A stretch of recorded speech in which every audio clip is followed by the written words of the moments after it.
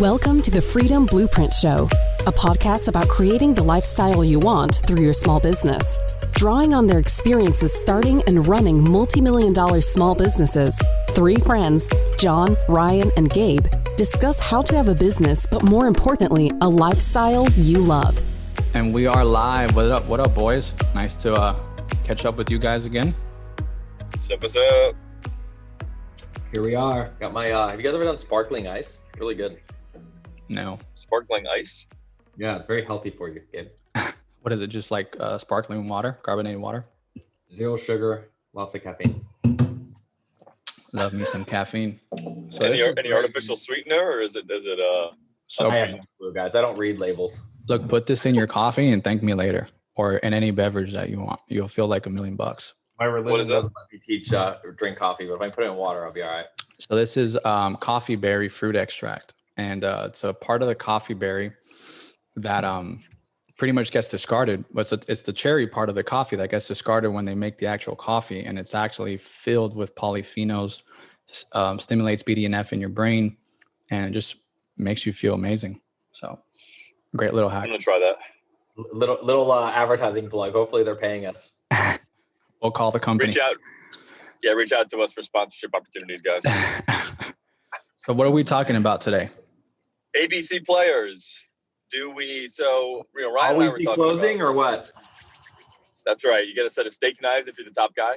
So Ryan and I were talking about ABC players just in general, and like one of the things that's kind of interesting is like if you're a tech company, right? You're a startup, you're super fast growing. The idea kind of you probably want to have as absolutely many A players as possible, like highly ambitious, highly driven, highly motivated, and get bored if they don't have a new job, every year or two, a chance for advancement. And those types of companies can potentially provide that if the company's growing very quickly and it's an early stage startup. And then there's businesses that are more like ours, and like the vast majority of small businesses out there where we're growing maybe 10, 20, 30% a year, some decent rate, maybe less. But we're not growing every year. And there aren't really, there's advancement opportunities for sure, but not nearly in the way of, like a high tech company. So if you hired only A players in a business like ours, Ryan and I were talking about this, I'd be worried they would get, like all A players, that they would get kind of bored, that there wouldn't be enough advancement, there wouldn't be enough opportunity to do new stuff, and they would leave. Yeah. So I think that's kind of the frame of this. What's your thoughts on that, Ryan? Let's jump into that, John. That's a subject that I when I talk about A, B, and C players, that's a subject that I don't normally address, but I like that angle, and I'm happy to start with that.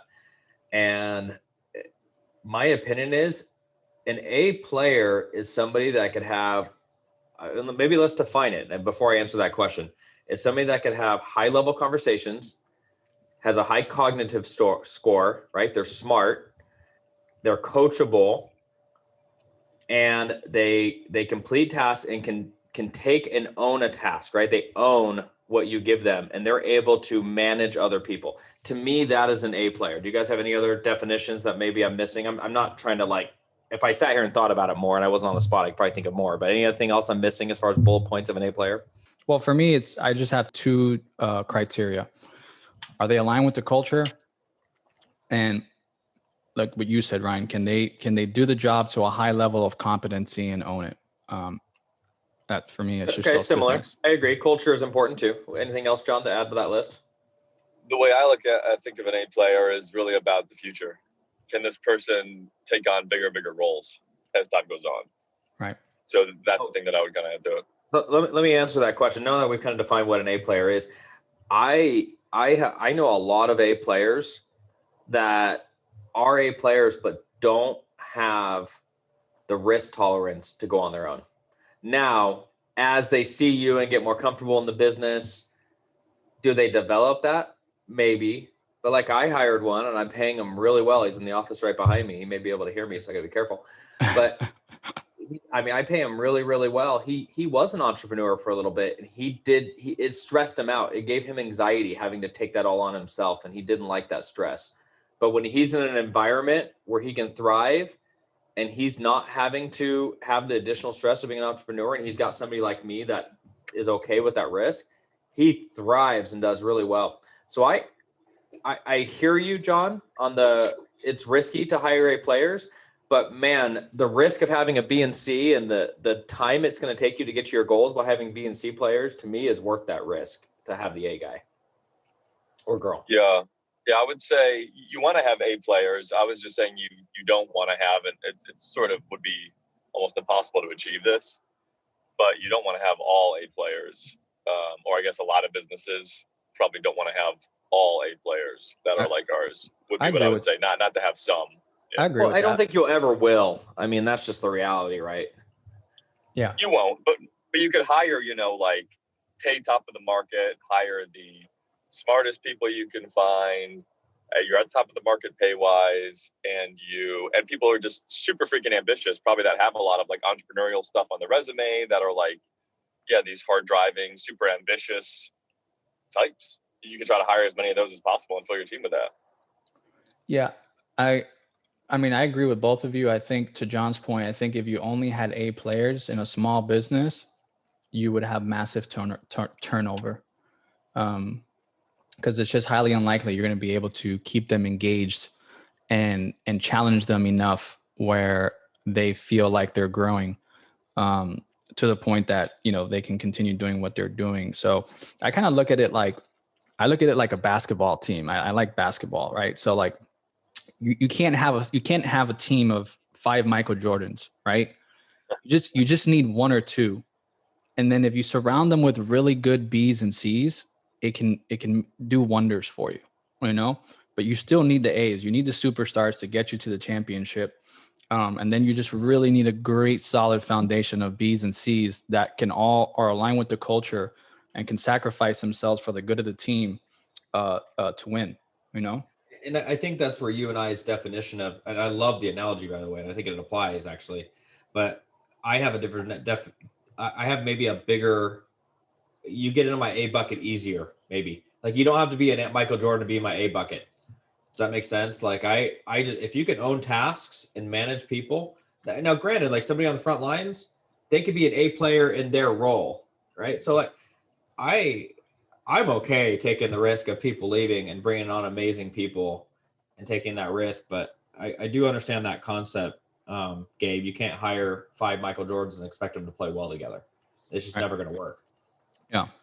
I think that's a good analogy. I mean, like, kind of use that analogy. You want to have some Michael Jordans, and you want to have kind of a bunch of players that can support and carry out the functions competently. And that wouldn't be C players. Typically, that'd be B. I don't think anybody really wants C players. You probably just want, you want a lot of B players, and you want some A players as well. But and then how about with, maybe there's more for you guys to say on this too, but also I was curious to get your thoughts on the idea of top grading, where you're constantly interviewing people, week over week or every couple of weeks or whatever the cadence is. And you're constantly interviewing, even if you have 0 open positions, and you're constantly looking for people who are better than your existing team. So that way you're not sort of beholden to someone who's a decent, employee, but sort of not quite meeting all your expectations. You're not sort of tied into that and fearful about letting them go because you have someone potentially who's better, or possibly better, waiting in the wings. It's so important if you run a big business and if you're getting into bigger business. I mean, I'm telling you right now, that I've seen this with, now that I have 100 employees from 2 different companies, people that you would never guess will just resign and quit on you out of the blue. Right. Like, they don't give you the 2 weeks. Like, you freaking have been here for 10 years. Like, what the hell, like they will do what's best for them at a moment's notice. And it sucks. It's like you put all this time and effort into them, and then they'll just resign on you and quit. And I think that kind of opened my eyes to how important it is to have that bench and to know what the market is for that position. And, if it's worth reinvesting and saying, hey, I really want to keep you because you are an A, or, what, you're kind of a B that I've had a hard time getting to an A anyways. I think I can go get an A because I've been interviewing. I had that happen to me now in my company.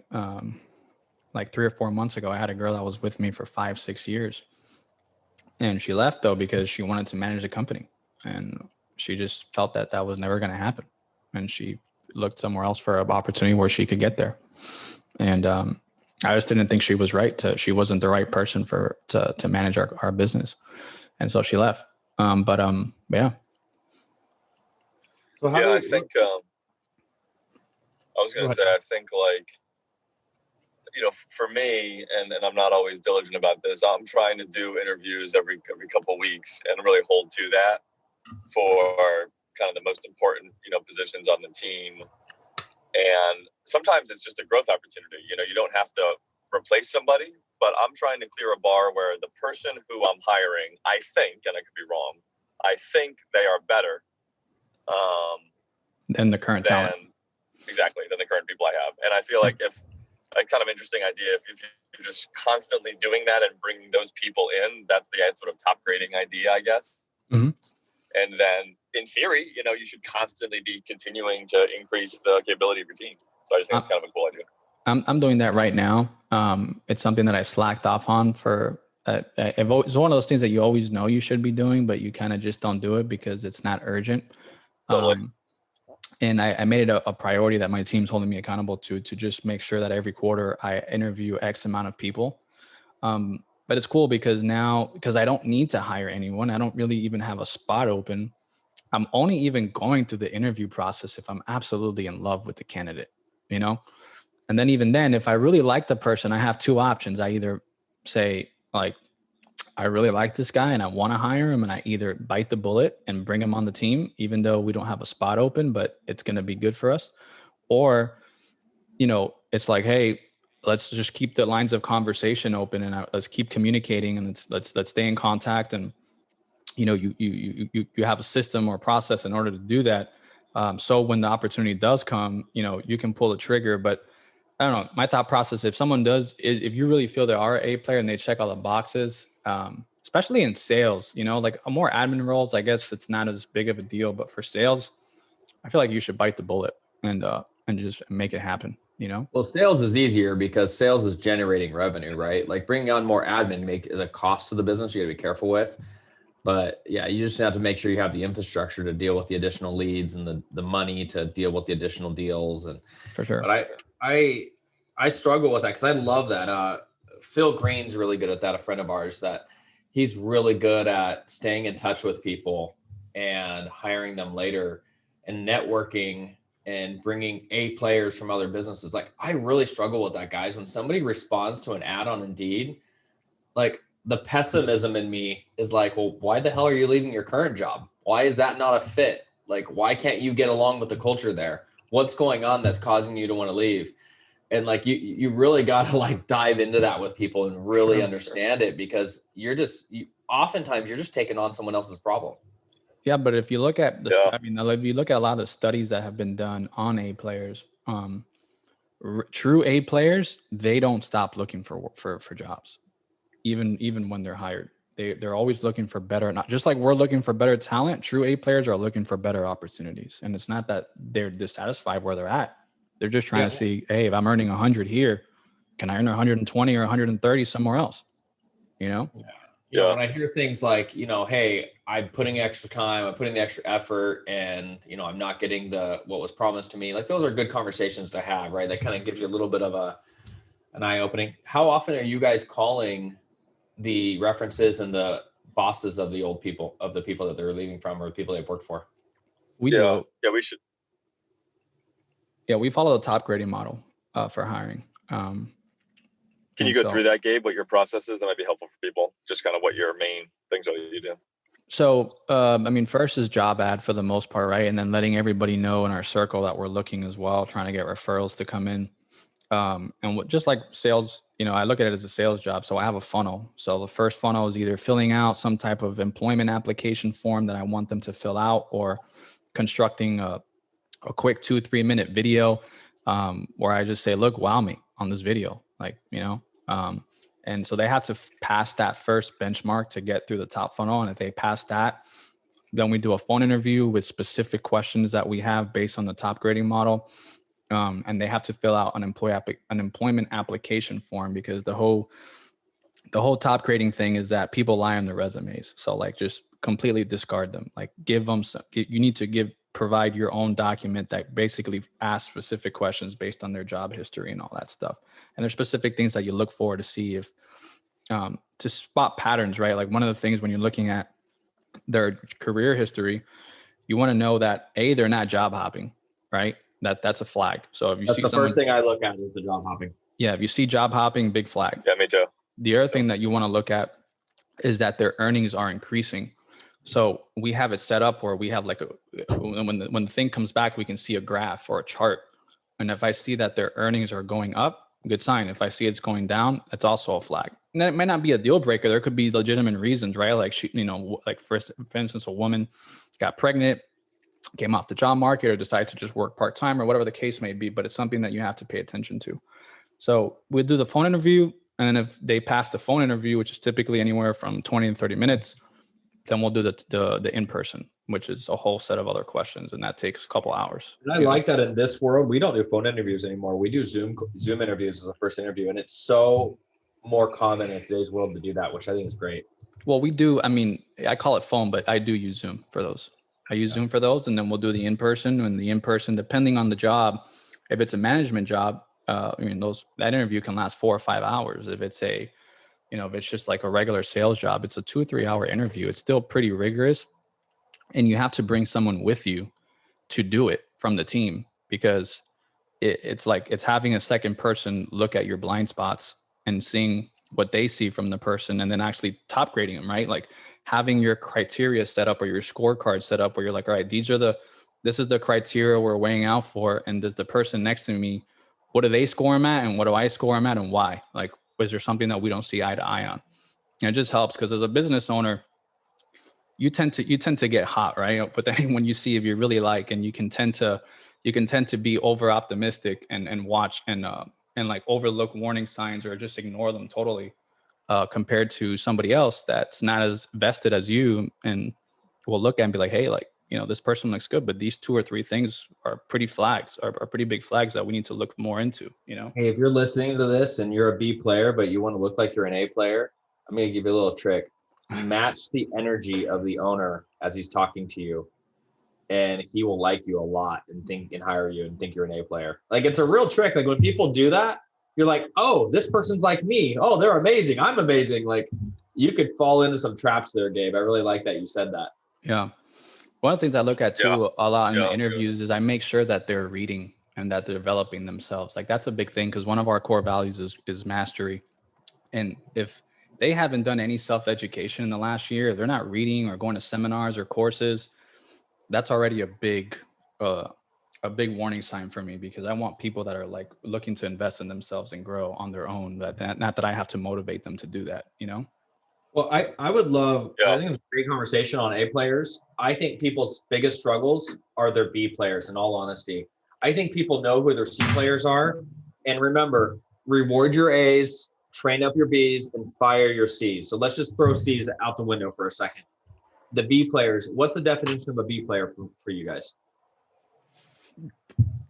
I think it's just a competent role player. Like they don't have maybe a ton of potential to take on much bigger roles in the future for whatever reason, but they're good at their job. They're doing a solid job of what they do now. Okay. I got a little bit different definition. How about you, Gabe? Yeah, for me, they're aligned with the culture. They have to be aligned with the culture. And then, they're not excellent at what they do, but they're good enough. They can still hit. If they're, I like to use sales, and sales for me equates to revenue. Like if you can bring in a certain amount of revenue to meet your goals, hey, I'm good. It makes sense to have you on payroll. But like an A player is going to greatly exceed those goals, whereas a B player, they'll just hit them. So my COO and he was listening to a book, and he started showing me some of the quotes and played a little bit of the audio for me on the plane last night. We're flying home. And I can't remember the name of the book, so I apologize for those listening. But it had a really good point. It was like these like Navy SEALs that like they were responsible for training the like high level Navy SEALs and training these guys up to become A players. and they said, I can trust you with my wife, but can I trust you in my life? That's not the name of the book, but no, that was one of the quotes, but go ahead. Oh, sorry. I love the concept that they were talking about, which is anybody can develop amazing skills, but when you go under pressure, all of those skills go out the window. Like when you're under pressure and the business under pressure, or you're under pressure, like the skills go out the window, and all that matters is your character. Mm-hmm. And I just thought it was so interesting because like skills, I think are important for a B player to have. I heard both of you guys kind of reference that, like the skills they have, right?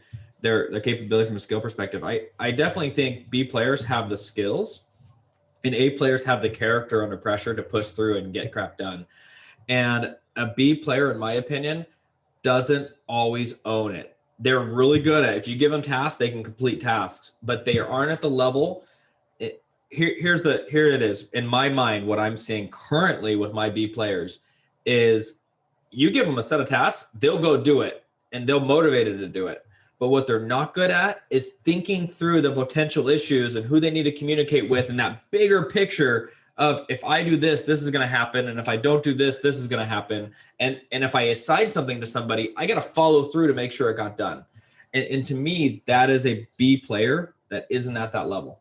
I would agree. Yeah, so you're talking about like task ownership, sounds like, where they'll do whatever it takes. They'll follow up with whoever they need to follow up with. They'll bust through obstacles, and they'll own getting that task completed, whereas someone else may try to get it done and something happens, they can't get it done, and then they just kind of like say, whoops, I can't do it. Well, they'll complete and I think forget that, like, hey, I should Ryan, have this person or communicate with this problem, or I ran into this obstacle, and then I can't complete my task. Like, yeah, and I think what Ryan's trying to say, and correct me if I'm wrong, Ryan, but what I hear you saying is that an A player will anticipate a problem before it happens and will deal with it. They're proactive. They're proactive, right? And if something, and if a problem does happen that's unexpected, they can think through the situation, they can think through the best outcome, and they can just go ahead and get it done. Whereas a B player, they're not going to do that, and they're going to come to you with the problem. You know? Exactly. Yeah. And that doesn't make them a bad person, but that's where you got to train them up. And my COO and I were having this debate last night. Like, do you train people up on skills, or do you train people up on character? So can you even train someone on character? We have that. No, you can't. You can't. Yeah, I would say you can't. There's a saying. So that book you're talking about, Ryan, there's probably many books written on that same stuff, but Simon Sinek talks about it in the, I think it's in Leaders Eat Last. And there's a quote that he talks about with the Navy SEALs. And so SEALs, are probably one of the most competent, high performance organizations that you can ever think of in the world. And they value trust way over competency any day. And so they have a saying is like, I can trust you with my life, but can I trust you with my wife? And so they don't care if you're the best marksman ever, or if, you're the fastest guy on the team or the strongest, but if they don't feel comfortable leaving their wife with you for a year, they don't want you on the team. And they'll take someone that has less skills, but that they can trust, over the person that's got the higher skills, but that there's no trust. And they basically, it comes down to valuing trust. And that's why for me, like, I think culture is the biggest thing. Like if I, for us, what you were saying, Ryan, about proactive, like that's one of my values over here is proactiveness. And if you're just not aligned with these values, I just can't have you on the team. I don't care how good your competencies are, Yep. Yeah. And the other thing that I would say about like an A player definition, and I think we're getting close on time on this one, but let me know, is someone who is, again, proactively identifying other stuff that they could be doing to help. So you have one type of person, right? Or you have a big group of people that they will, like you're saying, they'll execute on stuff you assign them. And maybe they'll even execute on it and like jump over hurdles and follow up with people and kind of own the task to conclusion. But then there's another thing where, are you doing that? And then are you also, when you don't have stuff to do, finding stuff to do that's valuable to the company? Yeah. Or to make your job better. Proactive versus reactive, right? Like they're proactive people. How do you test to see if somebody's proactive or not? In the front end, like on an interview type thing? Yeah. Good question. I mean, you can ask them specific questions, right? Just like how John mentioned, like, hey, give me a time in your last job where there wasn't a lot of things to do. What would you do? You know? And you can ask them other questions to like, hey, like, if you're posed with this problem, how would you handle it? Right. And based on their response, you start seeing how they think, you know? Yeah, I like those couple behavioral based questions, Gabe, that you said. Yeah. I'm wondering if that's a question I probably going to start adding into talking to their old bosses. Like, would you, or even in like, if they were managers, ideally you want to talk to people that they managed also, right? I think that's important. But outside of that, I think that's a question I'm going to ask. Like, would you consider them proactive or reactive to problems? Yeah, and then give me an example of when they were proactive. Yeah, I like that. You could also say like, what would they, when person A didn't have, like, wasn't busy, like they didn't have a ton of stuff they were doing and they had some extra downtime or whatever, how would they typically handle that situation? Yeah, and I can send you, if you want, Ryan, the reference interview questions that they have in top grading, which are specific. Yeah, they're really good. Yeah. And another good one in top grading is real fast, because we were going to read top grading, my CEO and I, and the reviews that we were looking at were like, this book just tried to sell me like an infomercial the whole time, and I didn't really learn anything. Like, I don't know if they're just people that didn't like the book or. It's bullshit. No, they're not trying to sell anything. It's a really good book. Yeah. I would, if you really want to implement it though, I would recommend just going to an event. Like, it's just, the book is really, really hard to go through. And they've updated it substantially. So I went to the event. It wasn't last year. It was the year before last year. I went to the event because I really wanted to get better at doing it. And I learned way more on the event than I did in the book, like 10 times. Like, there's no comparison. Yeah. And I mean, using a predictive index, Gabe? They don't use any of that stuff for hiring. And they have I've talked with Dr. Brad Smart personally about that for like an hour going into that. And there's a whole lot of reasons why he doesn't get into any of that stuff, but he doesn't use them. He says they can all be manipulated. They don't all present you with all the data that you need. And he says that there's no correlation between personality and job success and all the thousands and thousands of interviews they've conducted. Keep in mind, this guy hired all the CEOs for huge Fortune 500 companies. He works side by side with Jack Welch. So he's got a ton of experience in that stuff. Yeah. I mean, my big thing from the top grading book, my main takeaway about what the whole point was, is that resumes don't mean crap. Interviews don't mean crap. The only thing that means anything with hiring is their performance on past jobs. Right. And the only way to understand the performance on past jobs, which dictates performance on future jobs, is the references. And having a really, really good reference conversation, and even taking the next step and like just LinkedIning in the company, finding other people that work in the company that weren't references and getting their opinions as well. Like, really digging into, how did this person actually perform in past jobs? Because if they were good in the past jobs, they're going to be good in the current job. So that was my main takeaway from the whole book. And you have to have the scorecard. So what they call that is the torque method, which I forgot what it stands for, but they call it the truth serum. And so one of the things that they make you do on their initial application is say, okay, how would your manager rate you on a level from 1 to 5, with 1 being horrible and 5 being excellent, and let them rate themselves. And you ask, why did you rate yourself that? And then the next question is, can you schedule a call with your manager for me to verify this? And so the reference call is done by them. They're the ones that have to go get it for you as part of the interview process, and make sure that they link up their past job manager with you on the phone, so you're not chasing anybody. That's great. Yeah, that's great. And another question they asked that I liked a lot is, okay, candidate, so when I speak with your manager, because I always do reference checks, so when I call your past manager, what are they going to tell me you were good at? What are they going to tell me that you need improvements on? But making it super clear that, like, you're talking to the manager, so they can try to kind of BS their way around it, but you're going to get the real answer directly from the manager anyways. Correct. And that's kind of what you're doing. You're assessing the scorecard based on their own viewpoint, and you're making your analysis on that. And then the whole job of the reference check is seeing what they say about them. And if something doesn't line up or you get something different, then that's a flag, you know? Yeah. And it's also interesting to see, I think, just in general with this stuff, how differing the approaches are. Like, I emailed you guys about the Ray Dalio assessment test he's going to make available.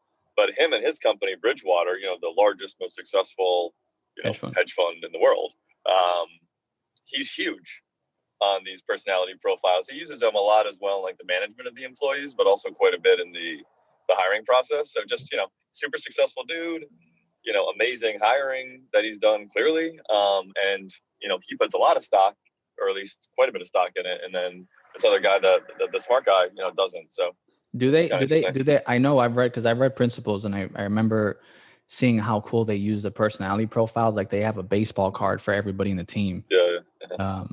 And they go even deeper than that. Like they also put on the baseball card, like their believability based on their track record, right? Like how likely are you to believe what that person tells you? Yeah. Yeah. So awesome. But and I know they talk about they're big on the Myers-Briggs, and that's what he uses from what I read in the book. But I don't remember him saying that he used it for hiring. But yeah, I guess there's so many different ways to skin the cat. Yeah, and if you find out he doesn't, please correct me on that. I was pretty sure, but I could be wrong. I think he uses it just to they use it just to like to understand the candidate from what I remember reading. I could be wrong, but they're not using it to make the hiring decision. That makes sense. Yeah, I mean, I think Ryan, unless you have anything else to add, maybe we could wrap up. Look, it's super important. Like we didn't talk about C players at all, but I promise you, like that's an assessment you need to do. You need to know who your C players are. And what happens with a lot of entrepreneurs, I'd like to just end with this point, is you literally just forget about them and you stop thinking about them. You stop putting time into them and they just annoy you, but you leave them in the job, and you just can't do that. Like you got to get rid of your freaking C players. They will drag your business down.